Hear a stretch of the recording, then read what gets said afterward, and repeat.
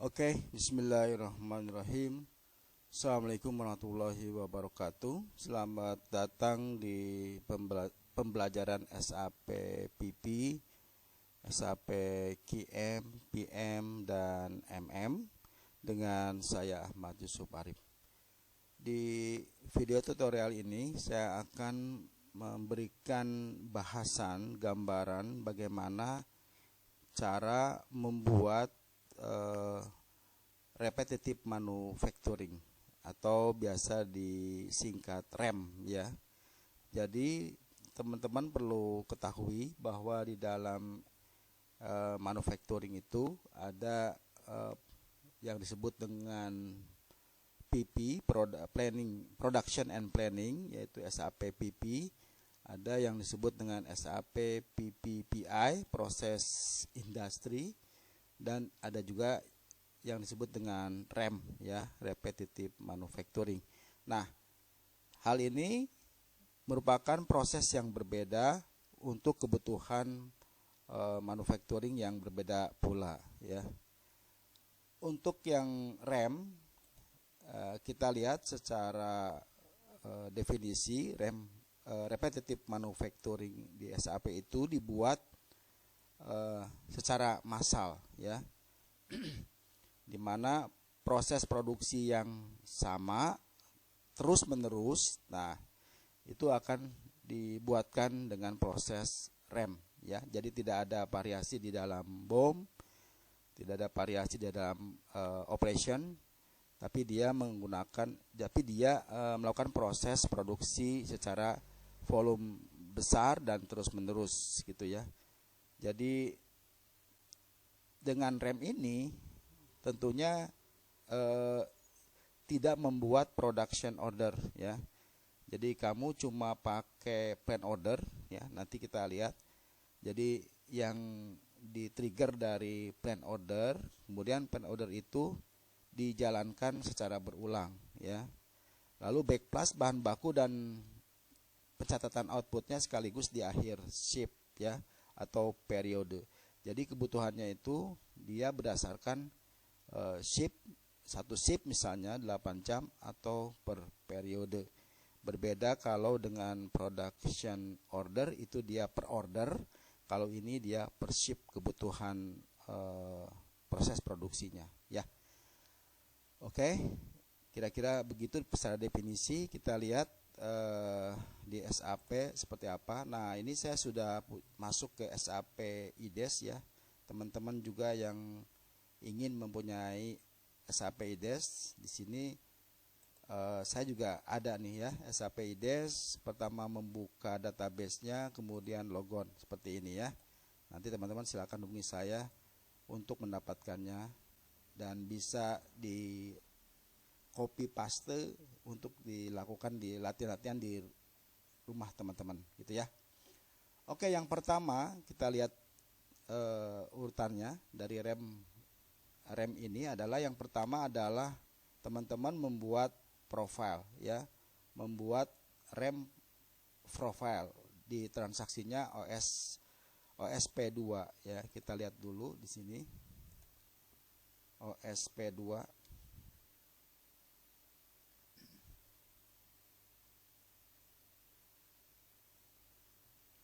Nah, di sini ada profile. Nah, teman-teman lihat saya menggunakan 001 yang ini ya. Kita lihat. Nah, di sini adalah pengaturan tentang GI backflash dan GR posting secara otomatis ya. Jadi profile ini kita mengontrol GI, GR di sini ya. Pengaturan yang lainnya juga di sini ya. Bisa teman-teman nanti tambahkan. Kita pakai yang standar aja ya. Yang pokoknya di sini nih, GI backflash at GR posting itu kita aktifkan, dan ini movement tab yang ada nanti di REM ya. Perlu teman-teman ketahui di sini untuk good issue 261 movement tab-nya ini sama ya.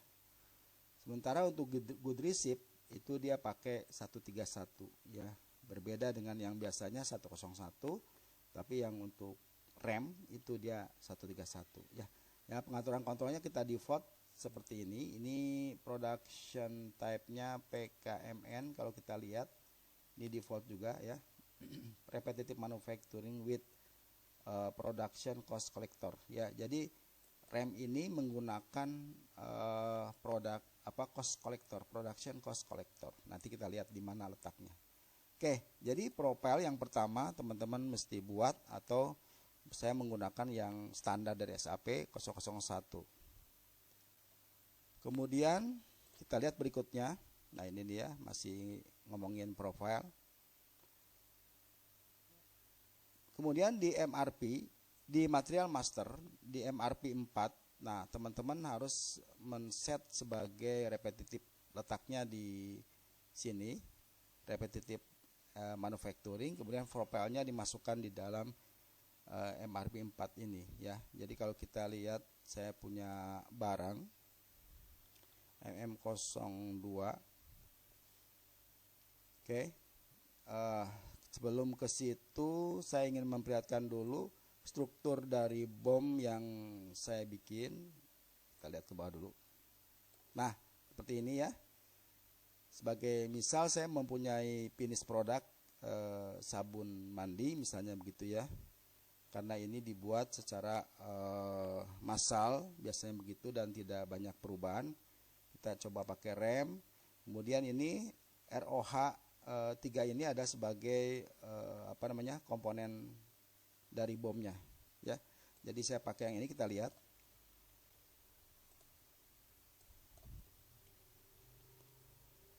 Nah, tadi disebutkan di MRP 4 kita harus memasukkan profilnya ya, masukkan profilnya di MRP 4. Nah, di sini ya, teman-teman lihat di sini repetitive manufacturing dicentang. Kemudian rem profilnya saya pilih yang 001. Tadi banyak pilihan, saya pakai yang standar yang ini ya. Oke, yang pertama itu. Jadi untuk finish produknya teman-teman set sebagai repetitive manufacturing. Kemudian yang kedua, kita lihat lagi. Setelah material finish partnya di set, kemudian routing ya. Teman-teman bisa lihat berikutnya adalah routing. Nah, untuk yang rem ini ya biasanya disebutnya dengan red routing ya. Red routing, tiketnya adalah CA21. Jadi teman-teman yang belum mempunyai routingnya, ini di create ya sebagai red routing. Kalau saya sudah ada, kita lihat CA22. Nah, masukkan finish partnya sama plan.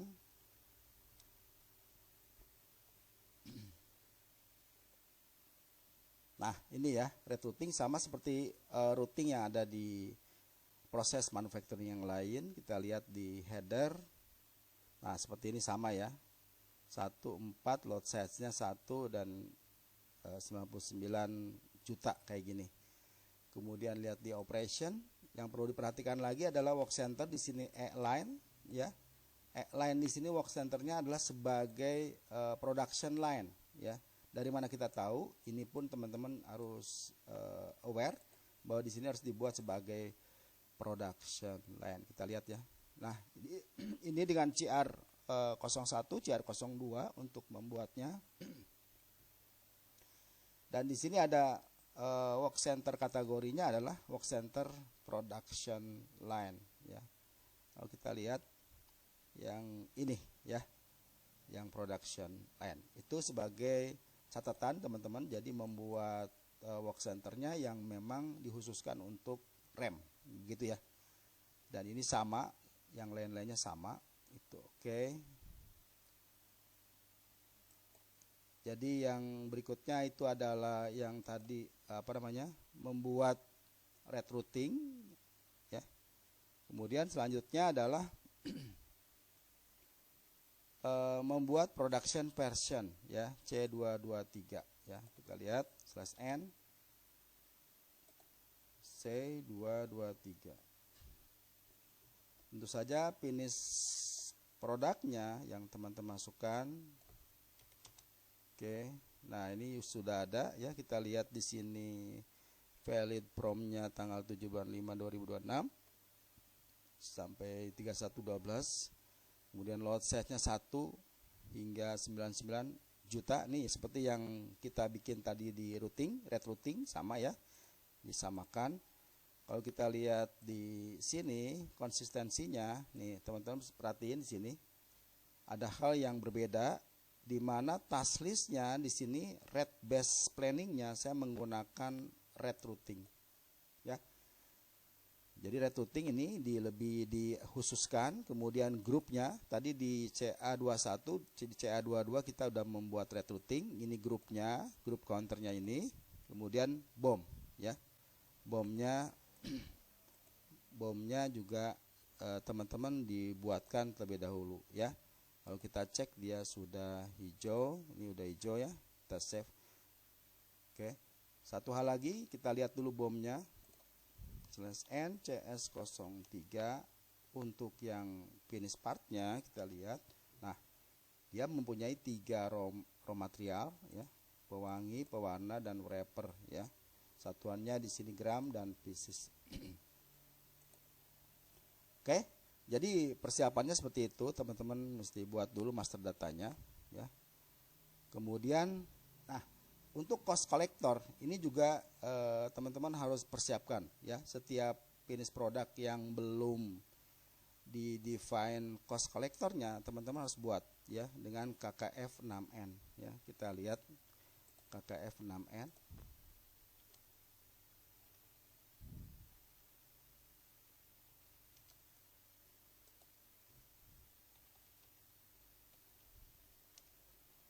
Oke. Nah, kebetulan saya udah buat di sini. Kalau teman-teman belum ada, biasanya hanya di plan. Nanti untuk finish product, untuk finish part yang lain, teman-teman harus define. Ya seperti saya punya ini, yang saya udah bikin. Kita lihat ya. Nah, di mana kita identifikasi dengan finish part ini di plan, kemudian kita define di sini ya sebagai biayanya, cost kolektornya. Oke. Kita lihat di sini first seperti ini settingan dari konfigurasi. Kemudian kita lihat di header. Nah, dia akan masuk ke sini production cost collector ya. Atau teman-teman juga bisa define dengan order type yang lain. Kebetulan ada 2 di sini ya. Saya pakai yang CO01. Kemudian ini fungsionalnya dari settingan. Nah, ini finish produknya. Dan prosesnya ini kebetulan sudah ada di terakhir prosesnya nomor ini ya. Oke. Jadi jangan lupa untuk persiapannya itu tadi master data dari produk cost collector juga harus teman-teman buat ya seperti ini. Nah, di sini bisa dilihat dia sebentar.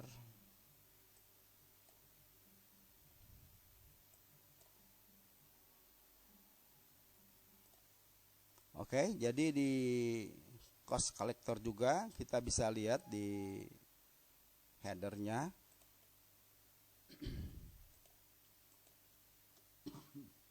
Ya, di sini ada cost estimasi dari finish produknya seperti ini ya.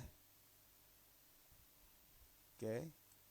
Nah, setelah membuat cost collector, kemudian kita lihat step berikutnya adalah membuat PIR ya, plan independent requirement ya. Jadi dia di generate dari PIR ya. Kita lihat.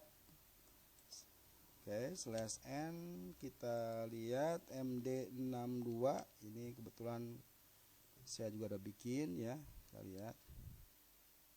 Nah, ini ada contoh data seperti ini. Bulan 5 ada 50 pieces ya. Oke, seperti ini. Kemudian save. Oke, setelah itu teman-teman proses berikutnya adalah run MRP ya. MD02 karena saya akan menjalankan satu material aja yang ini. Kemudian pada ininya adalah diarahkan ke plan order. Kemudian kita lihat planning mode-nya di delete and recreate plan order. Oke, kita lihat.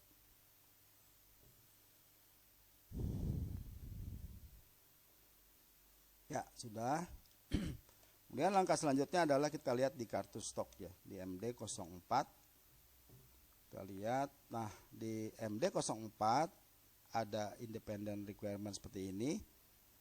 Namun terbentuk juga plan order yang baru yang 36819, requirementnya adalah 47 pieces ya. Oke, ini kenapa 47? Karena yang tiganya sudah dibuat terlebih dahulu sehingga menjadi stok di sini ya. Jadi sisanya 47 yang belum dilakukan proses GR. Oke. Nah, setelah itu kita bisa lihat juga jika mau melihat schedule-nya, maka T-code yang dipakai adalah MF50. Kita lihat MF50. Nah, ini kita lihat ya, MF50. Production line-nya. Kemudian ini materialnya, coba berdasarkan production line ya. Dan kita lihat planning table-nya.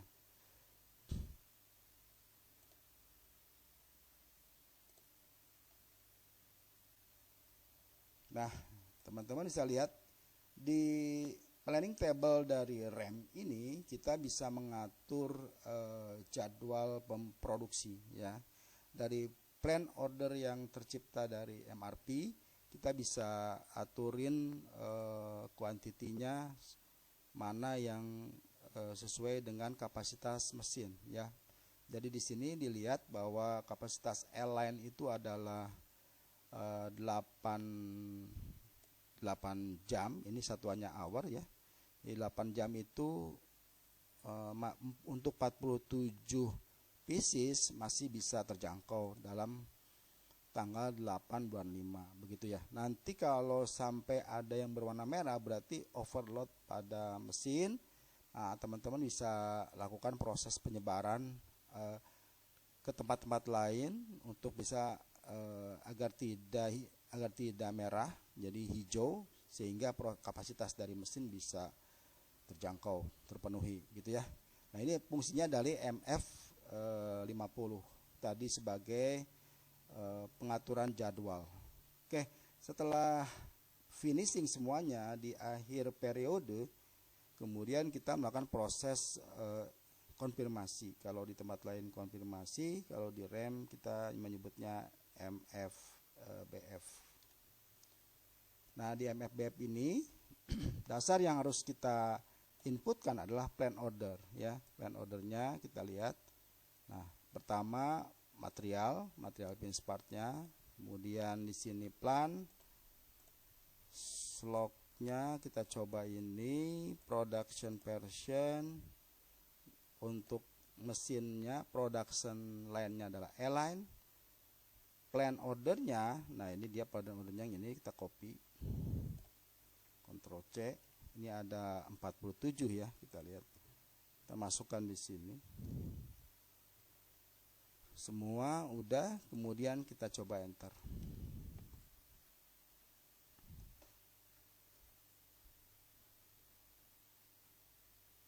Nah, dia akan terbaca plan order yang ini ada sebanyak 47 pieces ya. Dan ini default, biarkan aja seperti ini.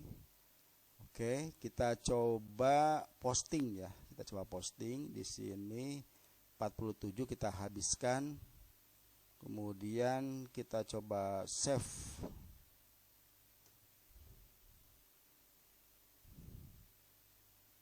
Nah, ini dia ada membaca komponen, namun slognya belum terisi ya.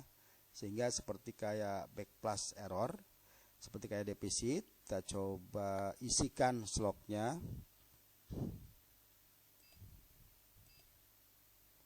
Bentar.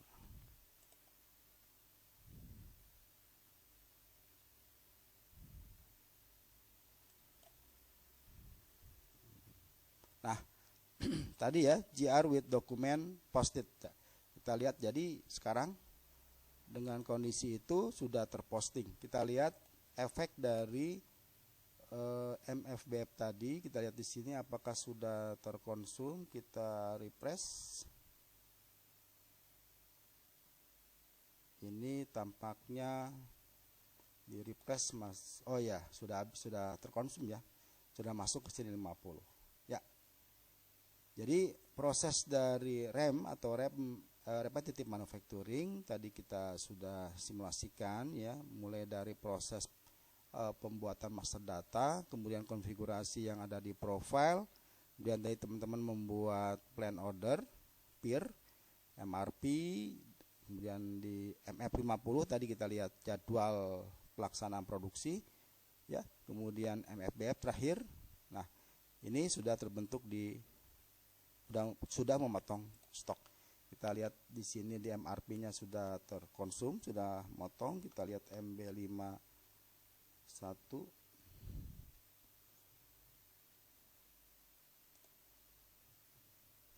Nah, ini udah kebentuk sekarang tanggal